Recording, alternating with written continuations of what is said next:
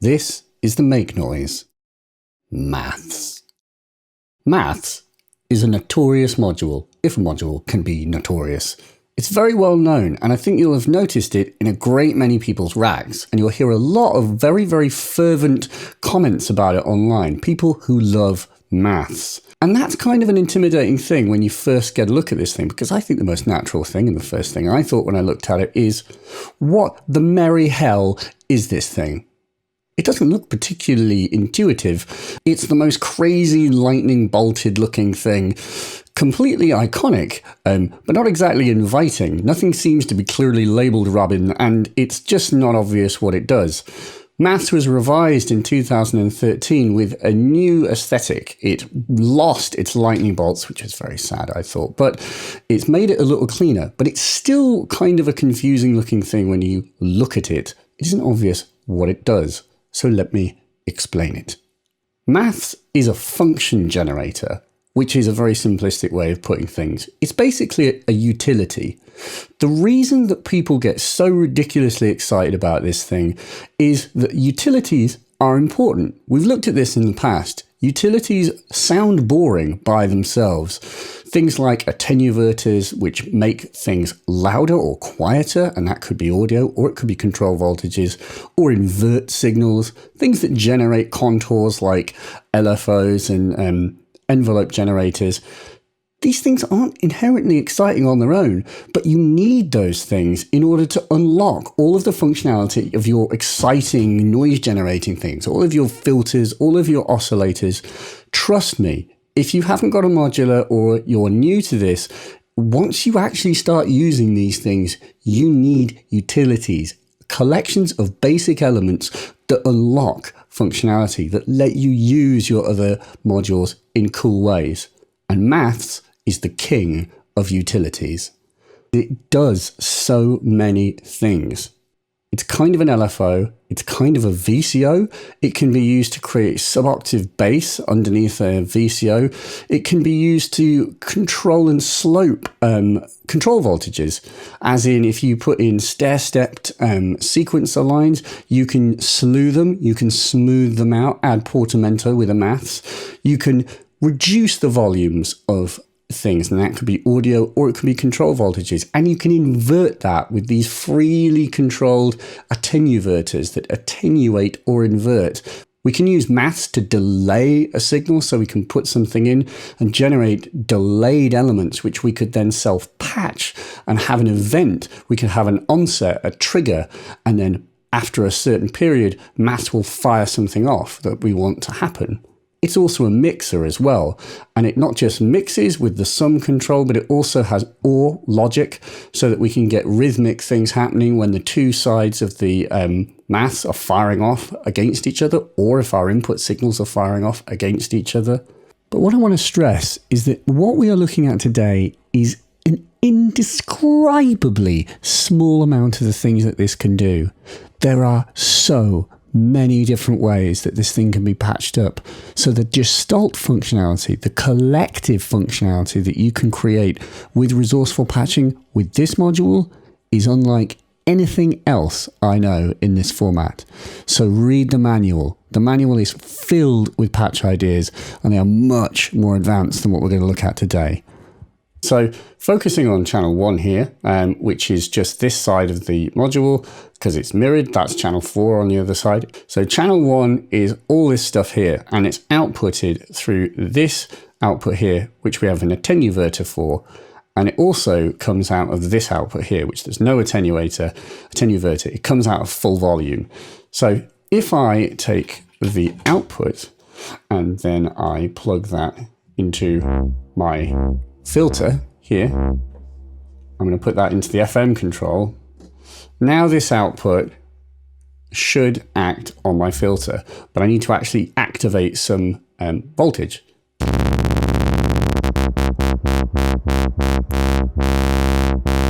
And there we go. So now we've got it working like an LFO. I hit cycle, and this side of it, this channel 1, just cycles like an LFO. And the controls that we need to look at are the rise portion, how fast it rises, and the full portion, how fast it falls away. So we can create different shapes. We can create ramps and shark tooth saws, different shapes. And we can have different styles of contour, from linear to exponential and logarithmic. And that's done with this control here. So in the center where there's a little line marker, that's linear, and I can go exponential. The rate changes when I do that, but so does the shape. And if we go fully exponential, one of the most awesome things about maths is it is an excellent attack decay envelope generator. It makes a super snappy little sound.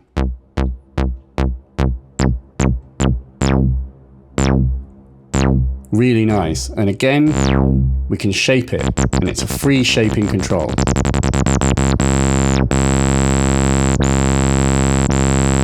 We get logarithmic, back to linear, back to exponential. Turn cycle off. We can just trigger that. So if I have a gate output and I've got a pressure points down here, and I stick the pressure points into the trigger, every time I hit that, it just fires one cycle of this. So now it's an envelope generator, an attack decay envelope generator. Simples. But we have control voltage, control of the rise, fall, and the both control, which is both the rise and fall at the same time, which is really, really cool. On the new version of maths, we also have the cycle control, which literally activates whether this cycles or not with a control voltage. And of course, if we wanted to adjust both those controls at the same time, we'd need some kind of offset. We'd need to stick in a voltage which is positive or negative to kind of change that. Wouldn't it be nice if we had that lying around? Oh yeah, wait, we do, because we've got our maths. So we actually have that right here. So if I take the output of channel 2, which is not channel 4. So again, just to point out, this is channel 1. That's the thing on the left. Channel 4 is the one on the right. And down the middle, we've got these attenuverters, which are just very boring. I don't think anyone ever got excited about buying an attenuverter, but let me tell you, when you actually use your modular, it's the best thing ever.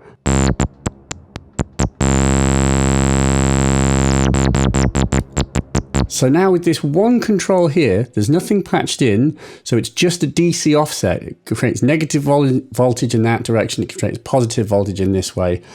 I'm able to then control the both control. So I'm able to shape this control in a really convenient way.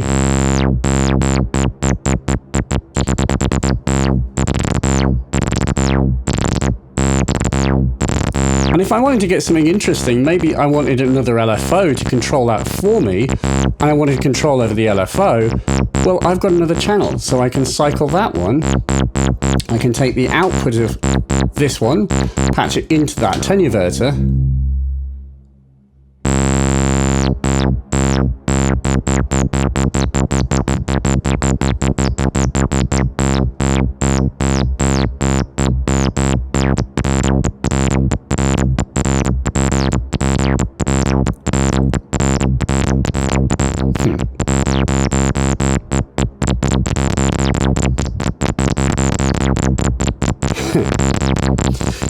you see how suddenly you start finding yourself going, oh, it'd be cool if I had that, because then I could do that.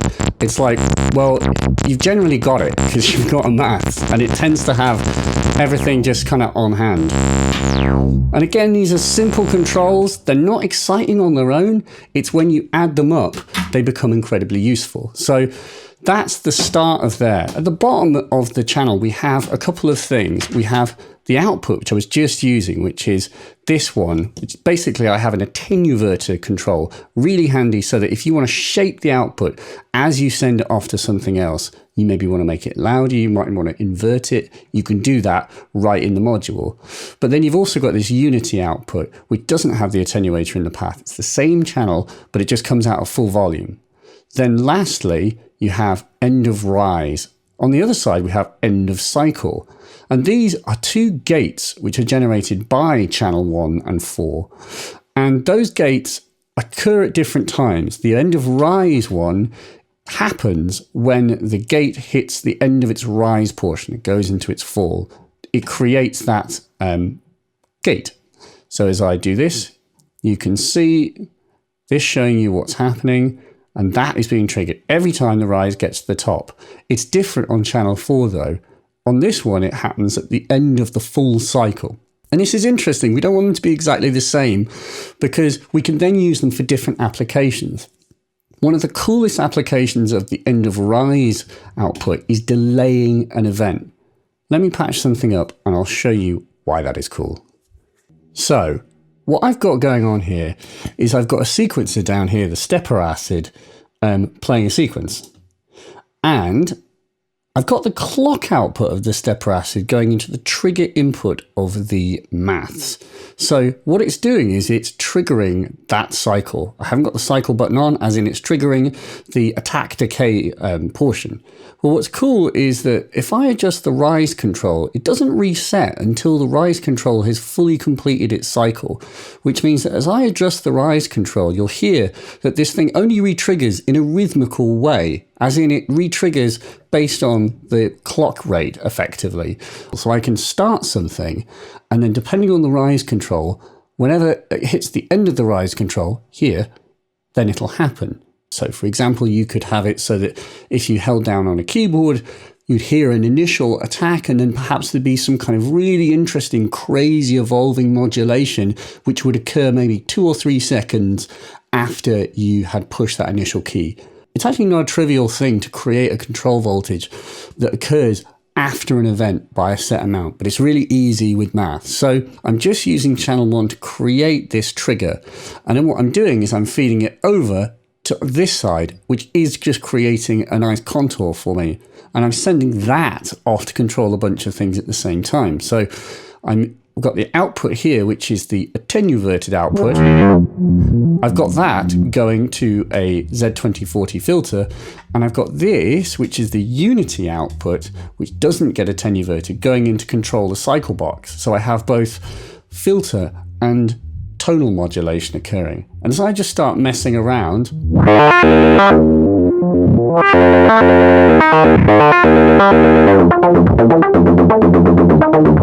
so this is, you hear my contour, and it's having both a filter and a timbral change, making that occur.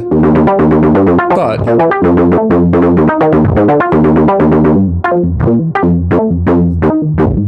as I adjust the rise control, it catches at different speeds.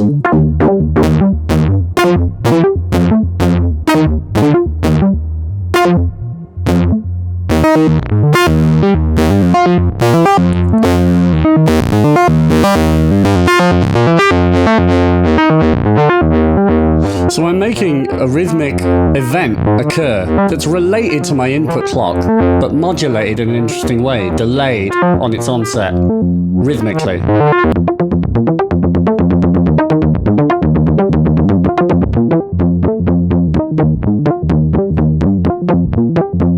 Very cool.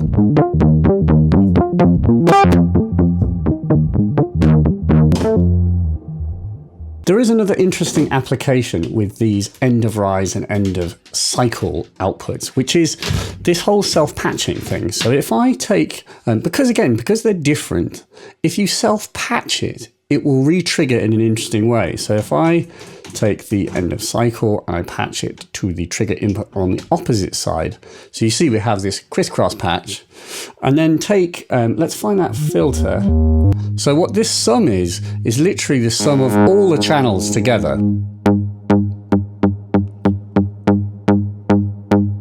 Including the attenuverters. So we need to null those if we don't want them to contribute to the overall signal.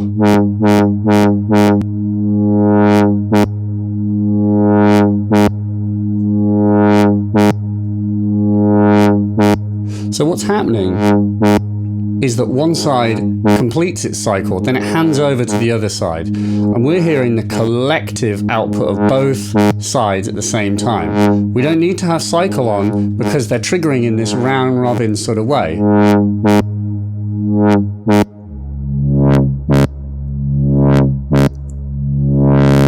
And as we adjust the contours, that changes the shape of each one. They can have different shapes, obviously, because they're independent. But we don't just have the sum output, we have this OR output. Let's take this off and let them play against each other, cycle both.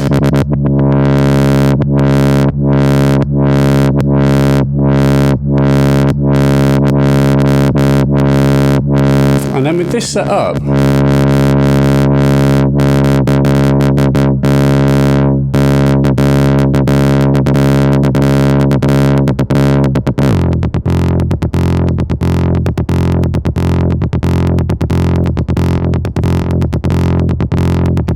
super cool. So can you see that one side is going bow, bow, bow, but this one is like da, da, da, da, da, da. And depending on which one is high at a certain point, it gets fed into the output. Do you see that the OR is showing us if it's negative, the voltage that's coming out of the sum. It needs to be positive to come out of the OR output. And then, by the way, we have an inverse output, which is the inverse of the sum. So we have a sum, that's just mixed. And then we have the inversion of that, which won't do a great deal unless I put my filter up to the top. Now it's negatively applying that. I prefer positive. Good to be positive. But that OR output is super fun. Because it really sticks through. You hear this one, then you hear the other one acting. Really cool. Because we have this cycling contour generator thing, of course, we can make it cycle super fast. We can turn maths into its own oscillator. And it isn't accurate, strictly. It's a bass oscillator, certainly. It doesn't track 1 volt per octave, but it is interesting and it can be done. Here it is.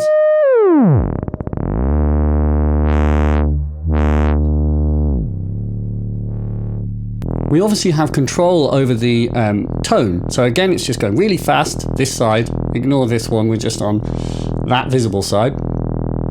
And we have control over the attack and decay portion, which does have a pitch effect because you can't divorce those things in the maths at the moment. Well, at least you can't. It's analog. So if you increase the fall, it increases the overall size of the shape and it makes it lower in pitch.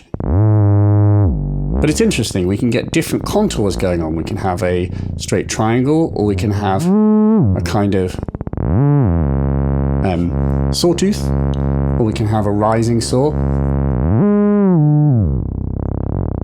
And of course we can blend too.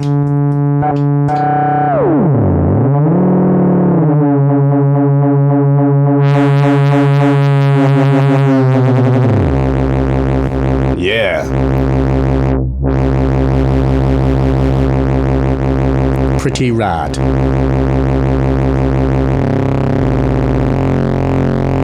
Yeah, like that. And of course, well, not of course, just trust me, if you want to, you also can modulate that. So perhaps if I use the output of ye old maths and stick it into the both input, what that's going to do is that is going to make both the rise and fall portions change at the same time. Therefore, it's going to sweep our tone.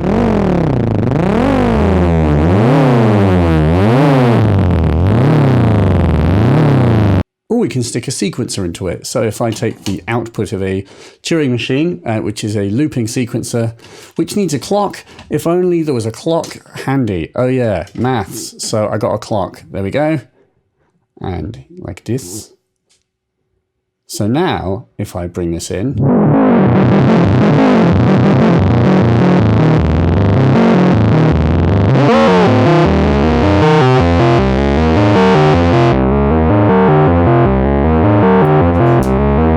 and then if only I had a musically related contour. Oh yeah, I do.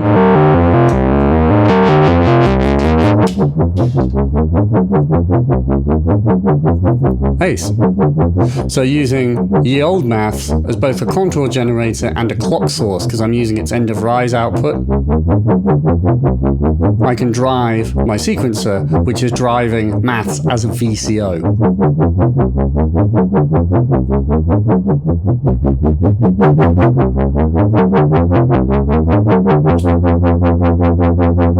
What we're doing here is we have a sequence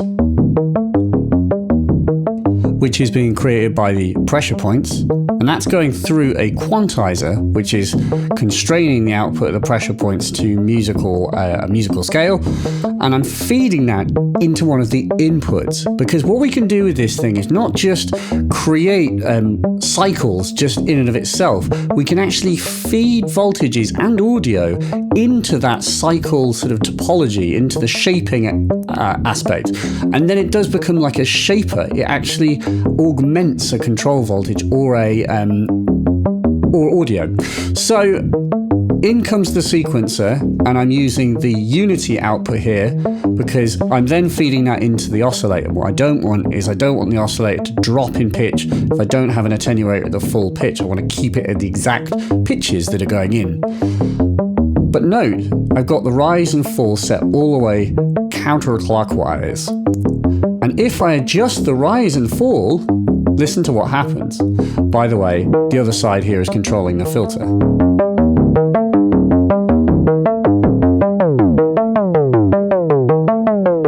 Suddenly, what was a hard portion of a change in pitch has slipped.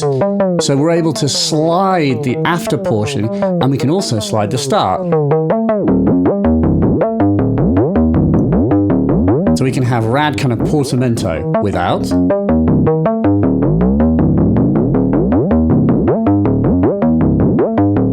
And we can shape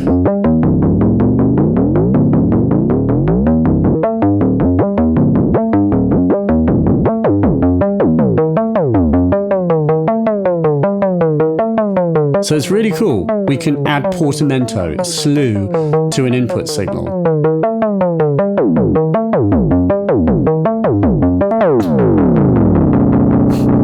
Very cool. Just another application of that same idea is slewing a gate, a manual gate, not just the one from a sequencer. And this is really nice because this lets us convert a gate, which would otherwise only be like this, straight on and off, into an ASR generator, as in an attack, a sustain, and a release. Because we can control the attack. This is my gate, by the way. We can soften the attack, and we can create a release.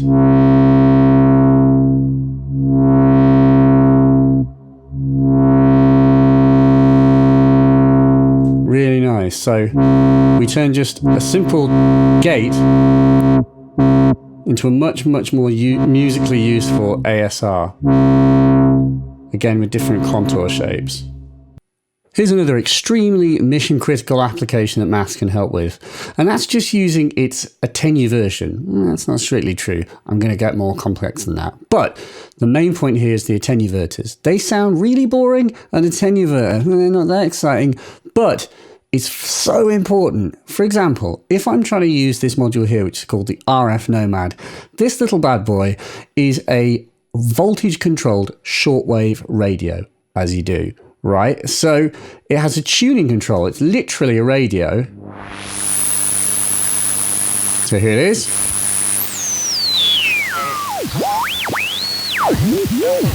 But that tuning dial controls the entire sweep.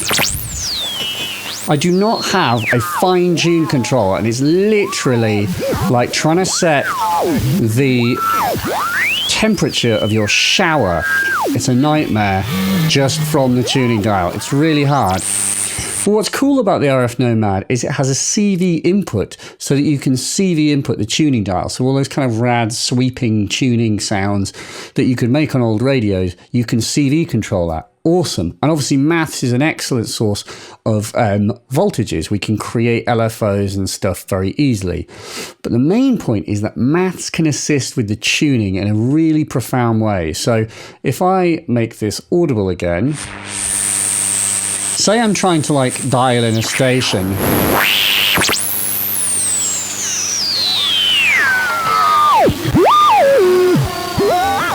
It's at the center of this like squealing section. What I can do is I can use the sum output of maths with all of the attenuverters centered. I get to control how much CV I'm sending in, and as such I can use maths like a super complex fine control for this module. So you see that this attenuverter is now controlling that, so there. Maths lets me really easily nail in, create a fine-tune control, because I can control how much I'm sending here. And this is positive and negative voltage, which is exactly what I want. And as it starts to drift, I can nudge it back. When was your first performance and how was it like? First public performance was in Really cool.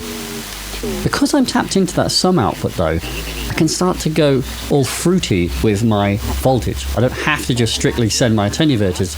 I could start cycling this. And if I increase this, suddenly I'm starting to introduce some of the randomness from channel 4 into that summed output. So I've got attenuversion with weirdness when I want it.